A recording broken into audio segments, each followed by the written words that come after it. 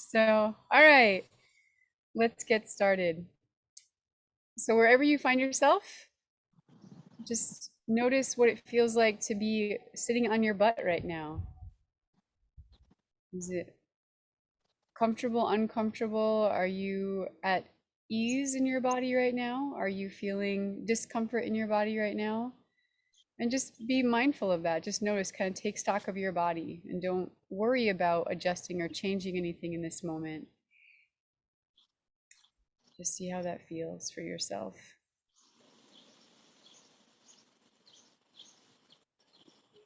And then maybe you've taken stock of sort of the external sensations you're having, but now go ahead and notice what's happening deep within your body. So maybe it's your organs, maybe it's your heart, maybe it's your lungs, maybe it's your intestines if you just ate breakfast or are hungry for breakfast, whatever it might be.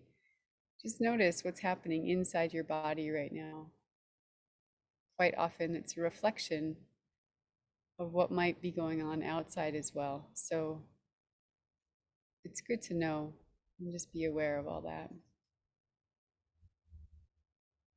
And then if something is uncomfortable in this moment, or you notice that, gosh, my posture is not exactly the way I would like it to be, go ahead and shift that now. Shift it to the way that you'd prefer to be sitting, to the breath you'd prefer to have. If it's a little bit deeper than maybe it was just a few moments ago, you can take in the fullness of this morning's breath, sharing that with the breath of the trees and the plants around you.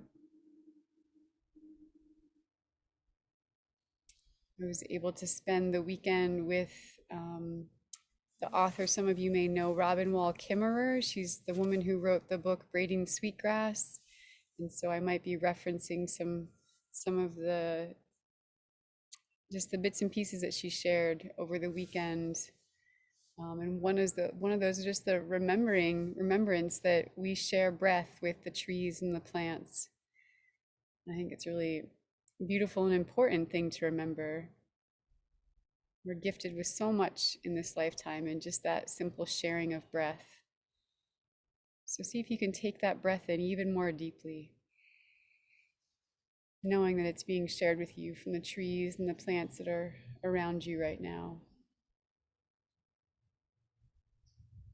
And that by you giving, they're receiving, and by their giving, you're receiving.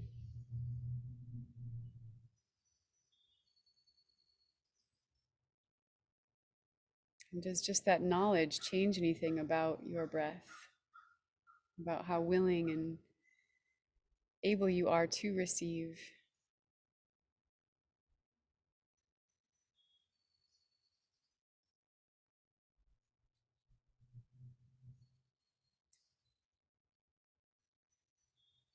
And just notice the sensations of the air on your skin.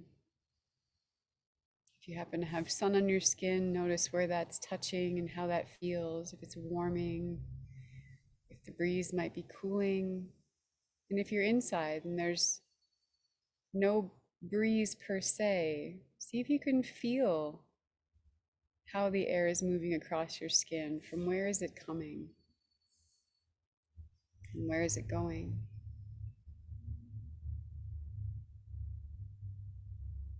It's amazing once we start to slow down just a little bit, how much more aware we can become of all these bits and pieces that are interacting with us on a regular basis. Our body is always perceiving them. And so now expanding even further out, let's go to our ears first today. We'll just allow your eyes to do what they will right now. We'll focus on them in just a moment. But for now, send your awareness with your ears onto the landscape. And notice, what is the most pleasing sound that you can land upon right now? And just stay with that sound for a moment.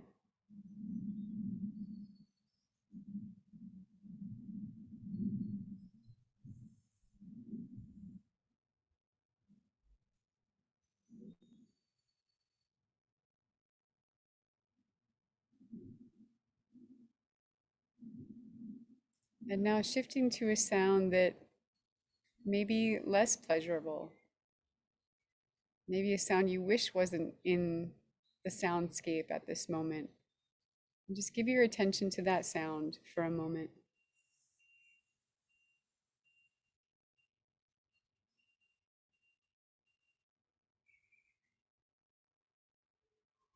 And maybe all the sounds in your environment are very pleasing.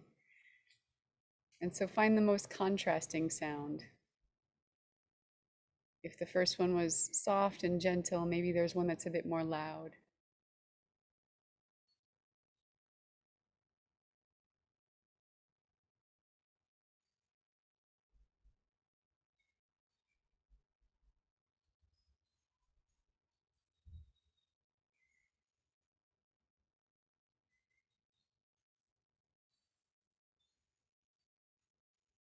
And just become aware of how far out your awareness of sound is.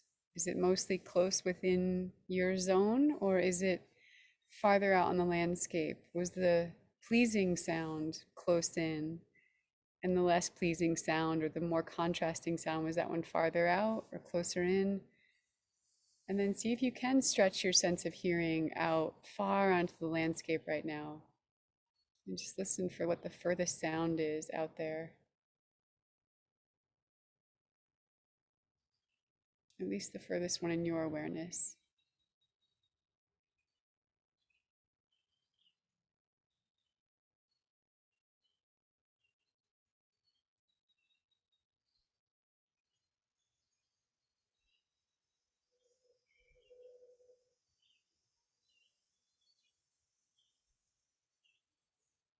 And now, with this awareness of your sound, sensations on your skin,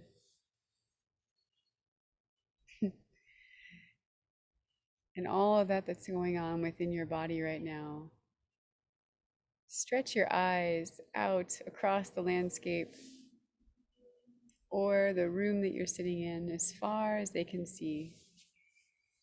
And find something out there, maybe something different. If some of you are sitting in a typical position and you might always land on one item, one tree branch, whatever it may be, just pick something different this time. Again, as far out as you can possibly see on the landscape. And really focus your attention on that. Then allow your peripheral vision, everything on the side of your eyes, above and below as well, just to soften and still look forward.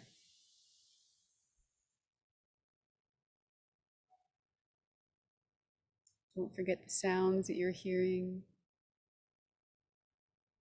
but just invite all that your eyes can take in to be in your awareness in this moment.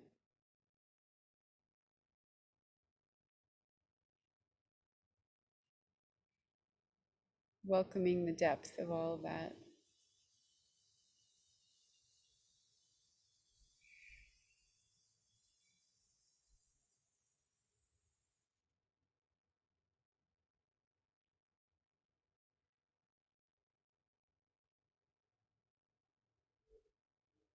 Take one more nice, big, deep breath in, remembering the gift of breath, that sharing between the trees and the plants and ourselves.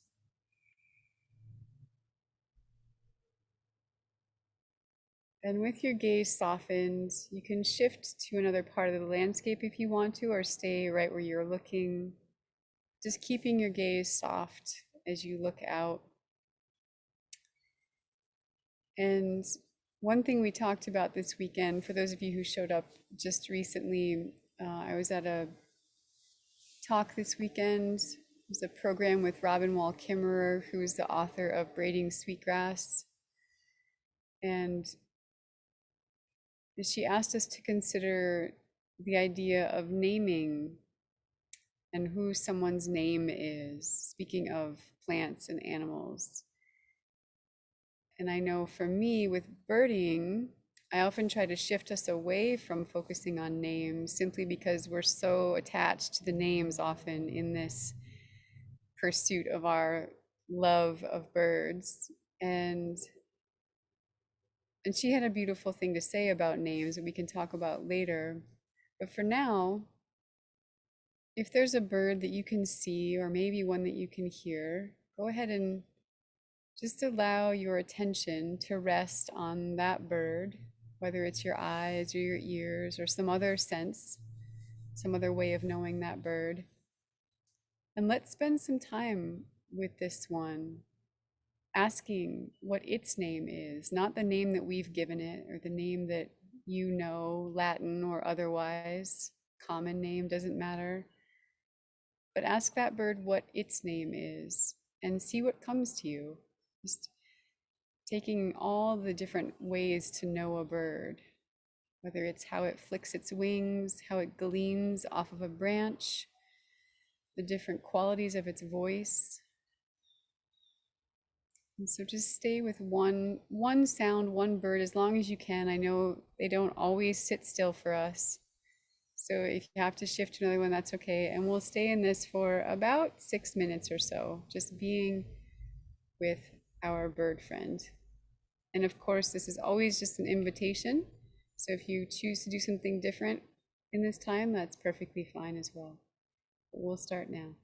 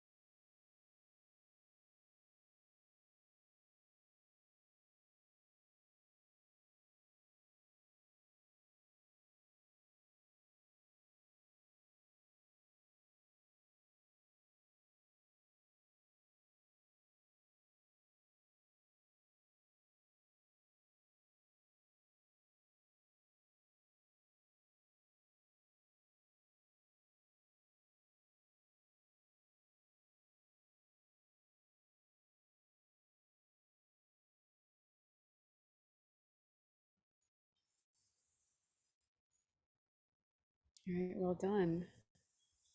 So you can stay in conversation with that bird if you prefer, or another one if that one has left your area like mine did. And one way to go a little bit deeper with this right now is, if you're going to choose to stay with that same bird and continue to look even more deeply at it without trying to name it in our normal way of naming, you can begin by introducing yourself to that bird without using maybe your name, but tell that bird where you're from, a little bit about your story, and why you are where you are right now. Maybe it's your home and you live there, and you want to let that bird know that you're neighbors and you're sharing space. Or maybe you're a visitor in the place where you are right now, and you want to ask permission of that bird to be in its home and to share space with it right now. And then just see how that connection, that relationship, that knowing of that bird might shift and change. And if you want to stay with that one bird and just keep going deeper with it, you can also check in with questions like, where is it right now? Where is it sitting? Where is it standing? Where is it singing from? Where is it eating from? What is it doing right now? Where is its family? Is it by itself? Is it with others? What other ways can I know this bird right now? And just notice where your attention is drawn. Sometimes it's easy to get distracted, especially if there's many sounds happening. So let's sit with that for the next 4 or 5 minutes.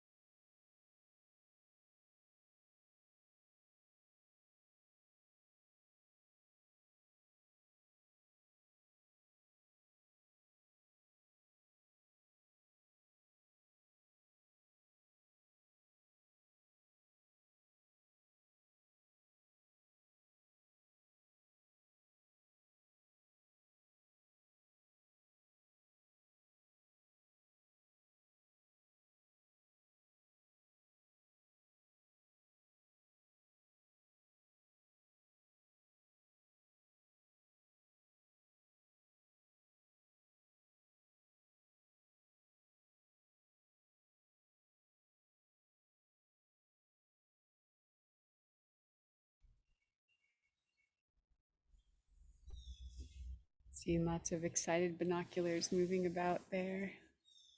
That's great. So something that I think is good to think about, that when we ask ourselves these questions and think about who's in our landscape, or how are we on their landscape, it's the idea of relationships and being in relationship with the birds in your landscape, but also what the birds are in relationship to and who they are in relationship to, because what you'll find is the more you ask yourself these questions, maybe you go to a new landscape, like Catherine's traveling right now, and maybe you find yourself in a new landscape, but some part of you is picking up that you're walking around cottonwoods or a certain type of plant or whatnot, and that maybe on your landscape you got to know that there's a relationship between, let's say, the red-eyed vireo and a particular kind of tree. And then all of a sudden you're near that maple tree, the same kind of maple tree, and you start to expect that, like, oh, maybe there'll be a red-eyed vireo here, or you just start to know because you're around these trees that these birds have relationships with, or these plants. If you're walking through a field of thistle, in the fall, then part of your body will just start to expect that you're going to see goldfinch flying around, right? Because they love the thistle in the fall. And yeah, so all these practices, they may seem really simple and basic sometimes, but they do have the ability to take us into more rich relationship with the birds in our area, and I guess I should say us in their area also, just as much as the other way around. So thank you everybody for coming today. And oh yeah, if anyone wants to share, I would love to hear if anyone heard a name, or if a name came to them. It looks like we've already had a few folks sharing some names. I'll read those out loud in just a moment. But yeah, as you know, if you've been on these calls with me before, you're welcome to stay and we'll have a little chat afterward. If you need to go, thank you for coming. We will see you next week. It's always a pleasure. And let's see. So Susan said, Rufus is the bully of the feeders. Okay, nice. Yeah, yeah. And then Suzanne said that the robins' names are Proud Breast and Worm Puller. That's so good. Worm Puller. I like that. And Proud Breast. Awesome. Anyone else have any names that arose for them at all, or the birds share? I know, Andrew, you came in a little bit after we had started that first part, where we first had asked the birds to reveal their names to us in whatever way that may come. Someone says, Robin always present. Nice, Sandy. Okay. My, And you're also welcome to share whatever stories are present for you as well. It may have nothing to do with the name, but something else might have come for you. So just go ahead and raise your hand and I'll call on folks if you, yes, Catherine, go for it. yeah, my blue jay showed up and he told me his name was Cracker. And he was looking for his peanuts in the shell. And then I had to move because the neighbors came out with their lawnmower. So I went in the back and I was sitting under a maple tree and a squirrel came down and started chatting with me, but he didn't tell me his name. Yeah, yeah. Awesome. Thanks, But he was Catherine. very chatty, just making like, why are you sitting here? You never sit here. I was just trying to get the house between me and the noise of the lawnmower. So they've left. So Sort yeah. of hollering at you. Yeah, I didn't Yeah, he was understand that. hollering at me. Yeah. But Yeah, I asked him yeah, his yeah, name, but he wouldn't tell me. yeah. That's all right. Yeah, sometimes, it's like any of us, like maybe we're not ready to reveal that we have to get to know you first a little bit. So Mhm, mhm. yeah. Thank you, Catherine. It looks like Dawn, I love what you said there, Dawn. You said, I think their names would be in their own language. Yeah, for sure. That's something that Robin was speaking of, is about knowing the language of those that are in our, the landscape that we share. And that some people believe there are ways to know that, and others don't. And so, some of us, you find your own way to think about what that is. But I love that perspective, Dawn. I think that's important to consider. Um, and Karen said, glorious singer, mighty flyer, the hermit thrush and hummingbird. Yeah. Anna's hummingbird, Della says, is a nectar gatherer. And Karen says, can there be two more different bird song than the Clark's nutcracker? Oh, and the hermit thrush, my lovely sounding pine grove speaks. Oh, that's awesome, Karen. Thank you, thank you. Anyone else want to share their? Yeah, go ahead, Mariah.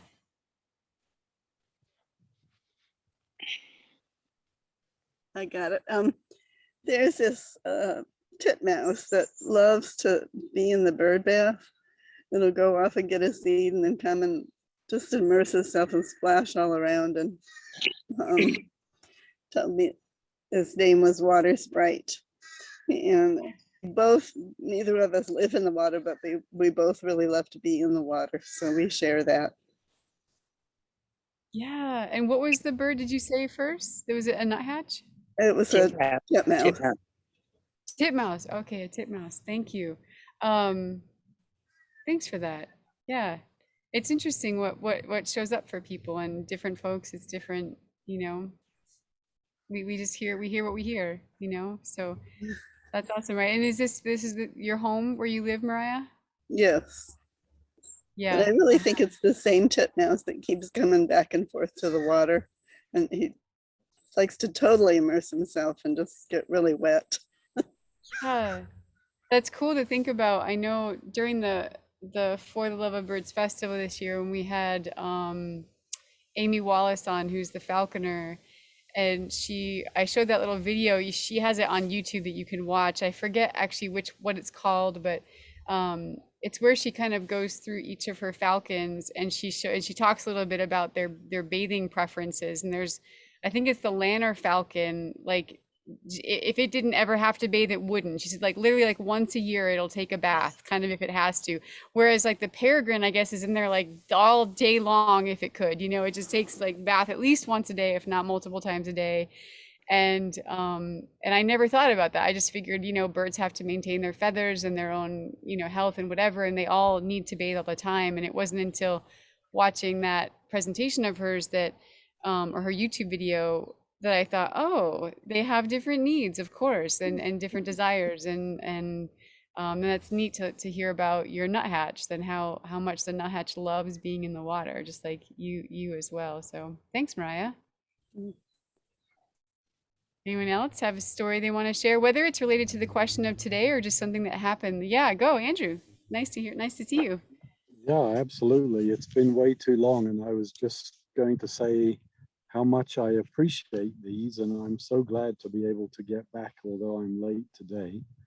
And I've just got a new watch that shows my heart rate, and I was just sitting and happened to notice my heart rate, and then I went to sit and really did one of these, but by myself yesterday. And I suddenly noticed that my pulse rate was down 16 points. It's just that connection and nature, and what a privilege. It's just wonderful. And speaking of privileges, about 60 feet from me, that away, there's a nighthawk nest. There's 2 eggs just laying on the ground. They don't build a nest. I was utterly shocked. Yeah. It's absolutely incredible. And there's meadowlark.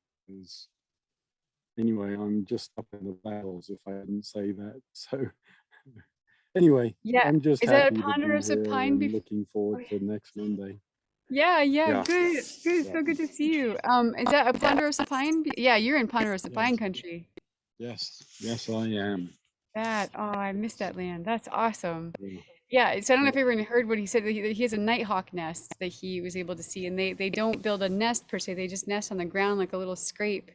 And the fact that you saw it is amazing too, because they're hard to spot, because they really do they blend right in, and Yeah. that's what a gift. What a gift to. And then they just float away when I got too close.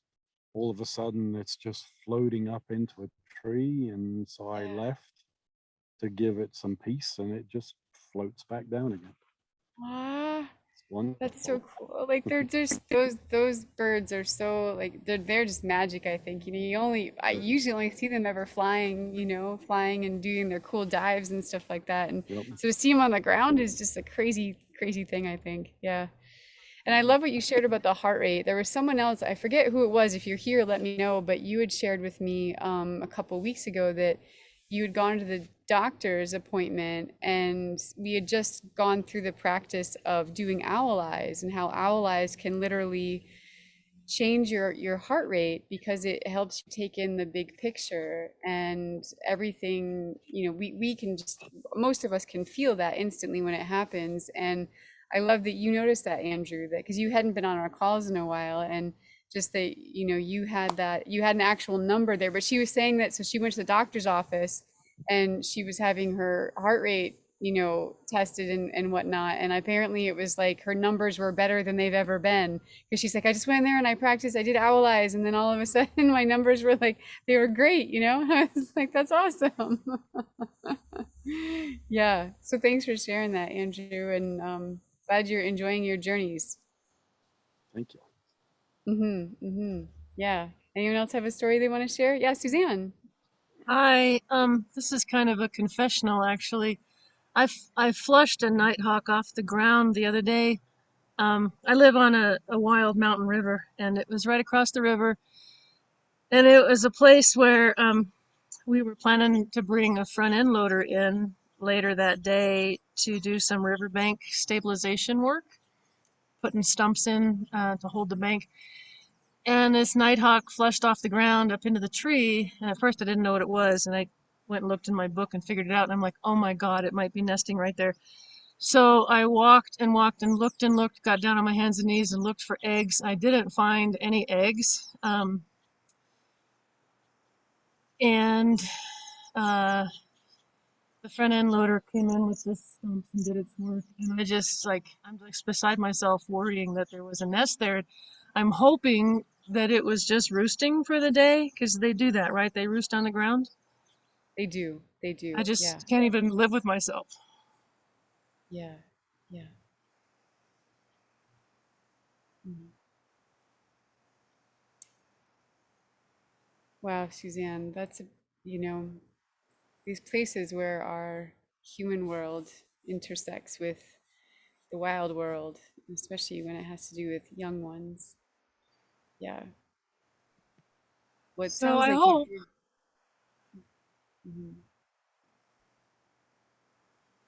there's also a couple dippers over there that hang out on that riverbank, and they forage in the water, and I really searched hard for a nest because I heard them alarming in the trees nearby when I was walking the work site before we did the work, and I searched and searched in the riverbank and in the brush, and I know that they don't nest in trees, right? Dippers don't generally nest in trees, right? No, Um, they love bridges, like underneath yeah, bridges and overhangs and things like yeah. that. So they need something like that. So if you had a bridge or something like that nearby, or even the bank, like if There's there's like overhang in the bank, yeah. Yeah, there's a bridge. I searched under the bridge because that's where they used to nest, and I searched along the bank. I had put a bunch of brush along the cut bank to hold it last year, and so I searched under the brush, and I was looking for that sort of dome of mossy stuff that they make, leaves and moss, right? And Mm-hmm. I never found the dipper nest. I'm hoping. I don't think the work we did would have disturbed their nest, but it would have disturbed the parents for sure. But just as What? I'm talking, I'm sorry.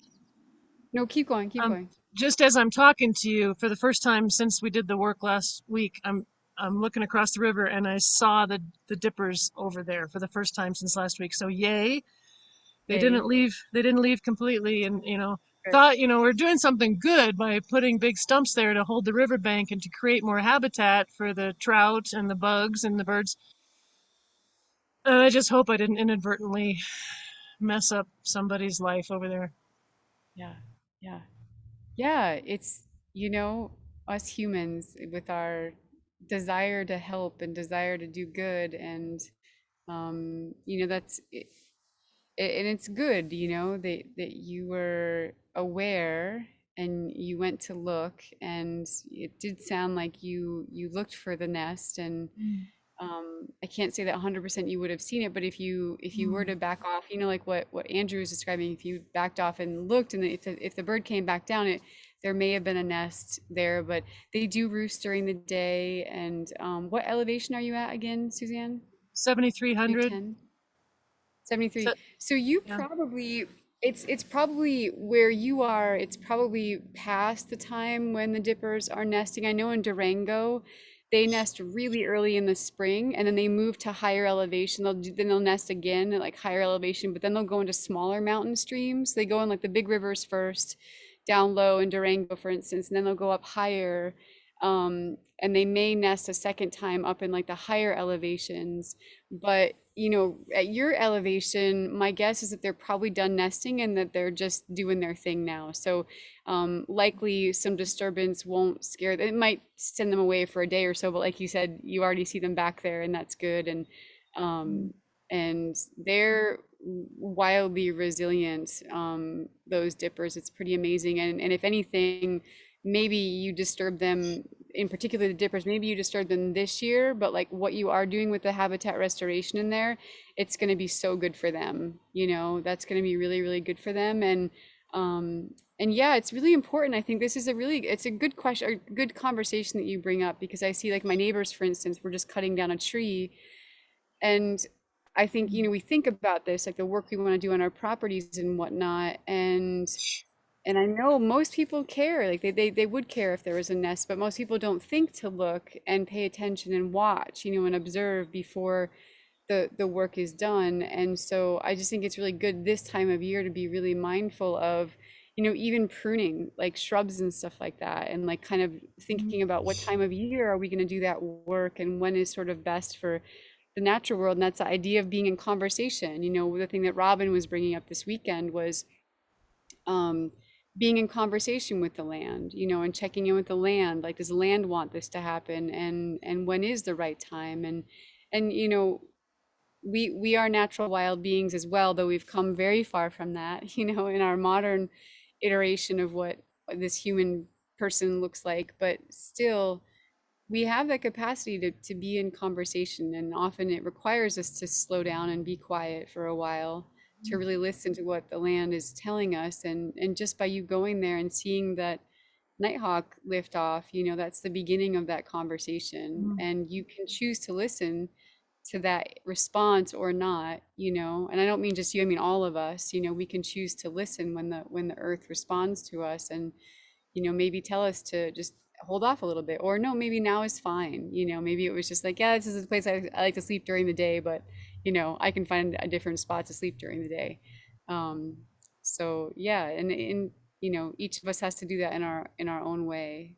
But thanks for sharing that, Suzanne. I think it's really important to just that this conversation arises, and none of us are perfect, and we're all trying to do our best. And I can feel that in what you were expressing. Thank you for the absolution. Yeah, I mean, yeah, we're trying. We're all trying. Anyone else have a story they'd like to share? You said absolution. It's kind of funny. Sometimes, years ago, when I used to do more of the live classes, and I would do these skills gatherings where we'd be there for like a week with people, and I would do bird sits every morning. And I would always get these people coming up to me like later in the day, like with confessions, like I was a priest or something. And they'd be like, Kristi, I'm so sorry. I really wanted to come to the bird sit this morning, but I just overslept and I just couldn't. And like all day long, I'd have people coming, like it's like they wanted me to just like bless them, be like, like I absolve you of your sins. It's just like, it's fine. You slept in. Like, it's not that big of a deal. But every year, all the time, it was people just like, I slept in. I didn't mean to do it. And I really wanted to be there. And, like, it's okay. The birds still love you. Yeah, Sandy. Oh, well, this one is something that I hadn't seen, and it's a second instance with the robin of aggression. This one, I'll talk about, it happened right here when we were doing this. and I saw some birds. They looked a little bigger. I thought maybe mourning doves. And in my binocular, no, it was a robin. Well, then what happened was all of a sudden it goes boom straight down to the ground. There was another bird, and I think it was a robin on the ground. It went right down, zinged right into it. I've never seen. I mean, I just think of the robins being really, pleasant, and woo, the other bird took off. I thought, wow, it must be, I don't know, is it time of year too, or do they often do? Or, well, they can't often. Surely I would have seen more. Well, I don't have any idea, except it's the first time I ever saw that. That's Sandy, that's awesome. I love that you got to witness that. Yeah. Yeah. So it could be a bunch of different things happening. It sounds like, what would be your guess if you had to say what it felt like to you when you saw it? Well, I don't know. It's all stirred up. It didn't want to, maybe that bird to be getting that worm.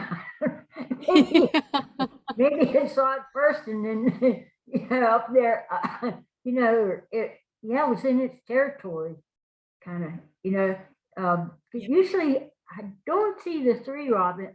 If they were all robins, and I think they were at first on the wire, I don't normally see three of them together like that. That is a different thing too. Maybe it just didn't like it in its space. Yeah, that's awesome. I wonder, does anyone else have a guess of what might have been going on with the Sandy's robins there? What would other people think? What do you think is happening over there? You have shy people. That's okay. Yeah. So basically, my guess, Sandy, so I didn't see it, but my guess would be that that if you said there was three, that there's probably was two males and a female, and one of the males was not happy about the other male being there, which is why. And all birds do that. They'll do what's male to male aggression, where they're fighting for their territory, fighting for their woman, for instance, and they can get violent, and we don't expect that, because we, like you said, you think of the robin as this like beautiful, sweet singing like bird, but it's like, no, it's a wild animal, man. It's got to fight for its space. It's got to, there's that whole, I'm not always like a believer that it's all about competition, but like at times it really is. Like at times really you have to like defend your territory, and it's like all of us, it's a good lesson in life. Sometimes we can be gentle, sweet people, but if someone's coming to like, break into your house or something, you can't just be like, I mean, maybe you could do that. I don't know. Come take everything you want. But then where are you left? Like you're out homeless and nothing. And so, yeah, I think there's times to defend, no matter sort of how gentle that person is or that being is. And people think that way often of hummingbirds, like, oh, hummingbirds are so sweet and lovely and gentle. It's like, oh no, they're like the most vicious creatures on the planet. They're intense. If you ever watch a slow motion version of a hummingbirds, when they're interacting, because we can't see it a lot of the times. It happens so fast because they're so little. But if you watch a slow motion version of what happens with male hummingbirds, it is intense, man. They are just like going at each other, and it's kind of like elk. When you watch two like rutting elk, and like how they just like lock, I was gonna say talons, not talons, but lock their antlers with each other. It's the same thing with birds, whether they're falcons or whether they're robins. Yeah. So, and I think what a lot of birds are going into right now is a second breeding cycle, depending on where you are in the country. And so, so they will get, their testosterone kind of gets back up again, and they'll get more defensive for a little while until things are settled back in and established again. So that's my guess, Sandy. I'm not 100% sure since I'm not there, but based on what you said and the feeling that you had in your own body, it sounds like what might be going on. Yeah. Yeah. One more. Yeah, Catherine, go ahead. Yeah, I had a robin up at the condo the other morning. It was 5 o'clock in the morning. I got up to go to the bathroom, and there's no bird feeders up there because it's right on the lakefront, and they're not allowed to have bird feeders. But all of a sudden I heard this robin because I had my windows open.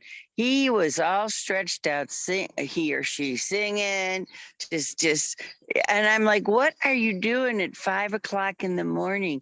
I'm very boisterous. And I think that was a territory thing, that it was just, this is my spot, and wake up, Catherine, and it's like, I haven't seen you yet this year. And I just gotten up there. It was just funny that the bird was awake that early in the morning, but I know they often are here in my habitat in Parma. It's just that because the feeders are full, so I threw them out some I had some strawberry tops that I had cut off because our homegrowns are in now and almost done, but I threw those strawberry tops out the window and he loved them.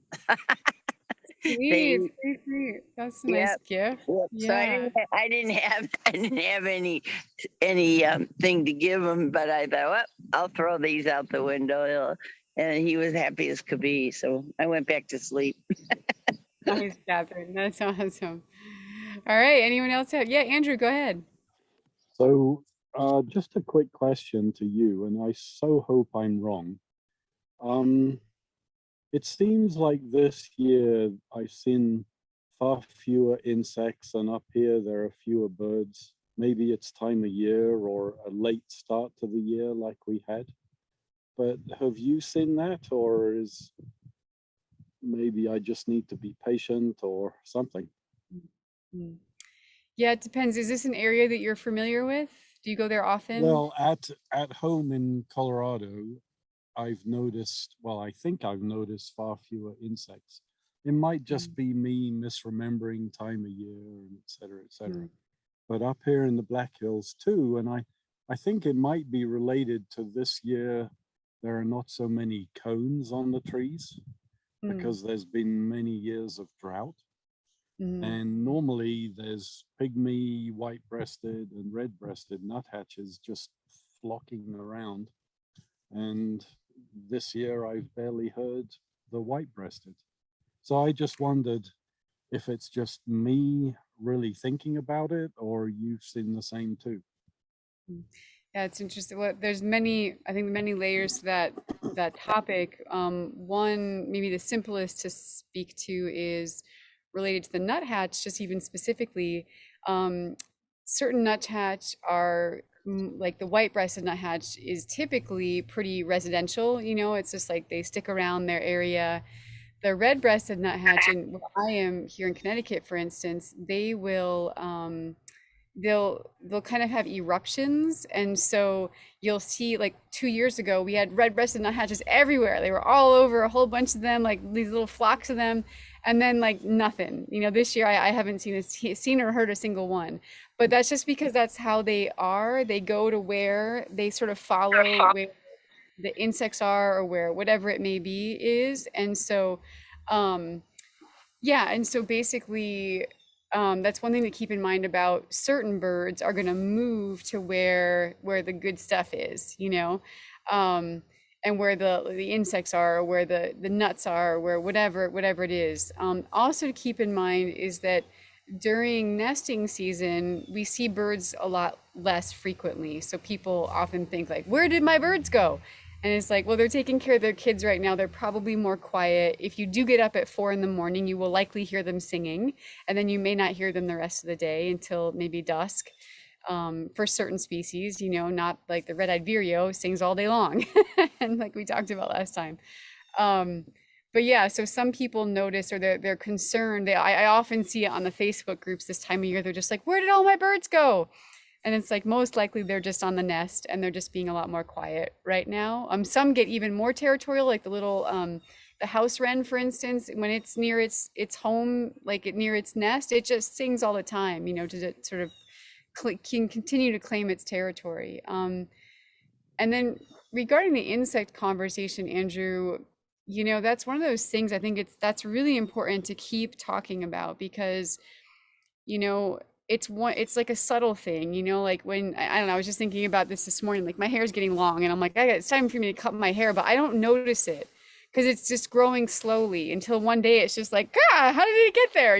Like it got so long. And um, I think with things like insects, like I remember as a kid, and I'm sure a lot of us have this memory, that you would drive down the road at night and your windshield would just be splattered with dead bugs, basically, you know, like because there were so many insects around. And now, like, I don't know the last time that happened, where I drove at night and my windshield was like splattered with bugs.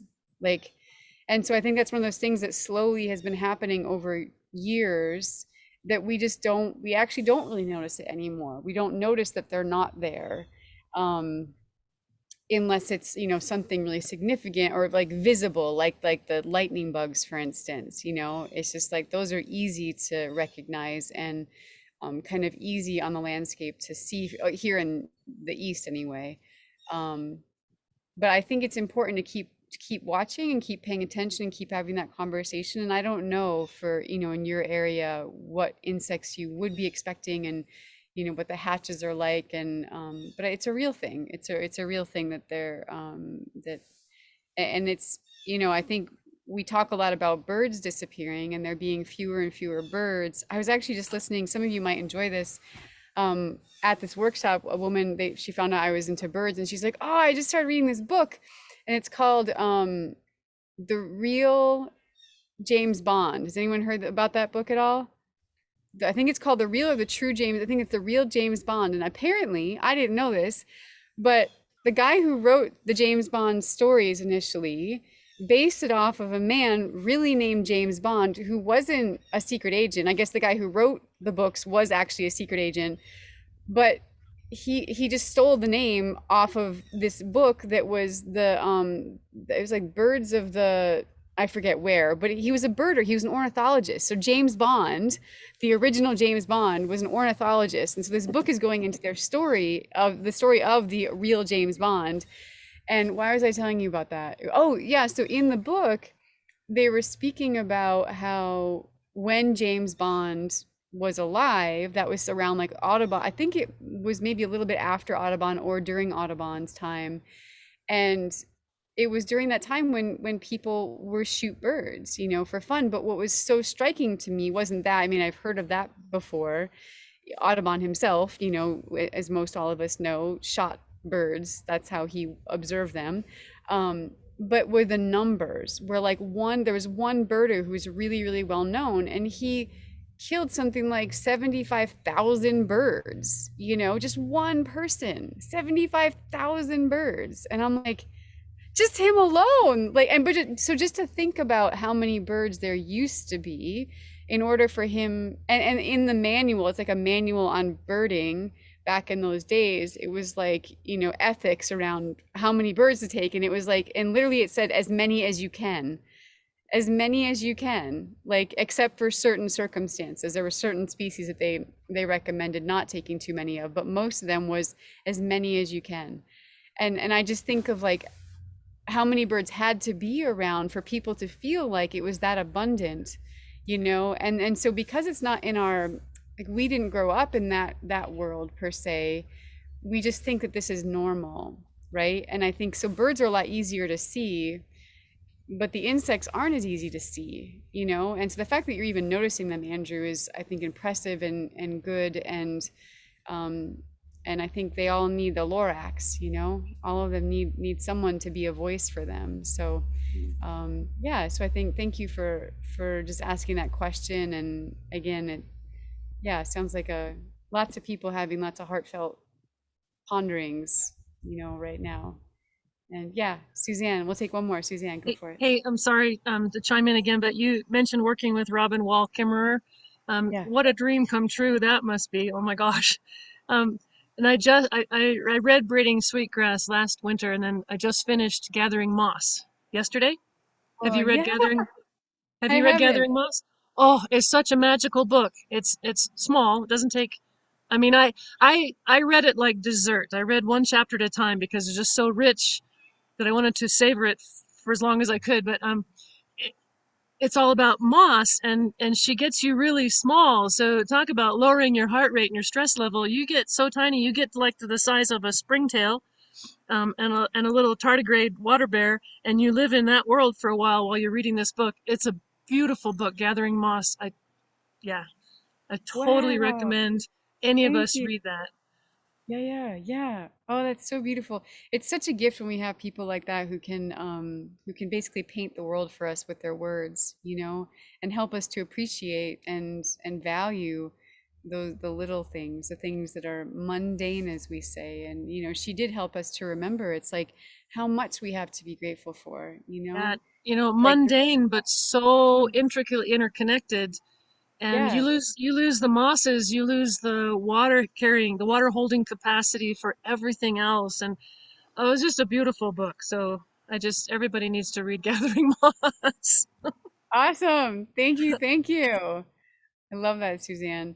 Karen, I saw that your hand was up for a minute, and so I just wanted to, before we go, I will take you as our last person. It's good to see you, by the way. Oh, you're muted. Hey, Oh, sorry. I clicked the button. unmute. Karen, yeah. I got it. I just wanted to respond to the Colorado piece. We were in a dearth of birds for 2 years after that big storm, and we're burning up in 10,000 feet in Gunnison County.